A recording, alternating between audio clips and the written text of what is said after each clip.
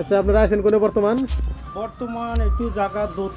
দুধমা কি জন্য আছেন এনে এখানে আছি ট্যুরিজিম কাম ট্যুরিজম কাম ট্যুরিজিম কামত তো কার কাম এটা কেরা করলো কামটা একটু কাম করিছে আমার মহামায়া সিরাজ বলি যে নাম আছে ঠিকাদার এই সিরাজে করিছে এই ফিল্ডের ভিতৰত নাম্বার 1 সিরাজের কাম হইছে গতিকে বহুত মানুষ আহি আছে এতে সেলফি উঠি আছে এটু দেখি তে মোরও বহুত ভাল লাগিছে অসমৰ মুখ্যমন্ত্ৰী আহিব আৰু অমিত শাহ আহিব আৰু তে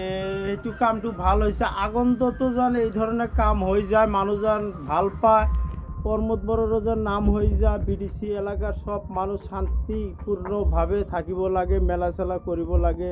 এইটো একটা মিলে প্রীতি মহব্বত এই কারণে মই অলপ ভিডিওটো বানাইলো এই কারণে মই খুব ভাল পাইছো এই কারণে বানাইছো যদি কোনোবা মানুষ যদি নিউজ দেখি যে ভুল হয়ে থাকে এটু নিজে নিজে ছোট সৰু ভাই হিসেবে ক্ষমা করে দিব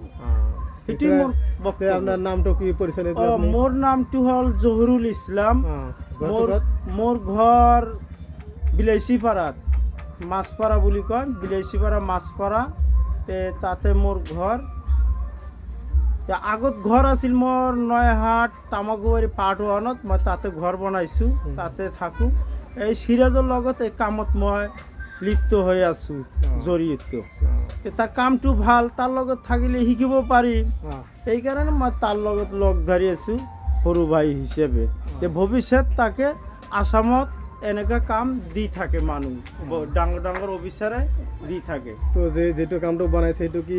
ই কৰিব পাৰিম নেকি এটা ভিডিও কৰিব পাৰিব নেকি গোটেইখিনি ভালকে হ্যাঁ গোটেইখিনি আপনি ভিডিও কৰিব পাৰে একো অসুবিধা নাই এটো তো আপনি বনাইছে ন হ্যাঁ ঠিক আছে দে মই তেনেহ'লে অলপমান আপনি তাতে থাকিব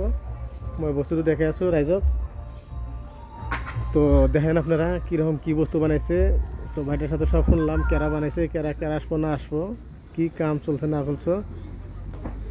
তো ঠিক আছে তাহলে কাম তো আজকে শেষ ওপেনিং আছে ঠিক আছে আজিৰ পৰা ওপেনিং আৰম্ভ হৈ গ'ল 16 তাৰিখলৈকে এই 3 দিন চলি থাকিব ঠিক আছে হ'ব দে